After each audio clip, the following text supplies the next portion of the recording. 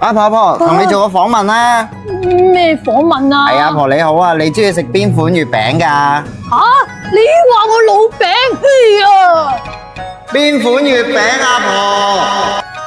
使唔使咁大聲啊？我又唔係撞聾嘅，我中意食傳統嗰隻。你咧記者？月餅我就中意食冰皮啦。唉，地平同你講啊，翻屋企。咪阿婆，仲有㗎，未完㗎，仲有個問題想問你。中秋你最難忘係啲乜嘢啊？最難忘咪就係俾你哋啲一咁唔專業嘅記者訪問某啲咁無聊嘅問題咯。你記者都唔識做，仲要睇稿添，有冇搞錯啊？嗱，等阿婆咧教你點樣做記者啦，望住鏡頭，睇住觀眾嚟啦，講嘢啦。講咩啊？同大家講個中秋節快樂啦，梗係中秋節快樂。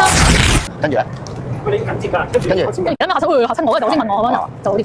你中秋呢度再嚟㗎，呢度就係呢個。我問你先，你中意食咩餅啊？記者，跟住就冰皮，係冰皮係 OK。不如咁啦，我哋而家同大家一齊講聲中秋節快樂啦，好唔好？中中秋節快樂！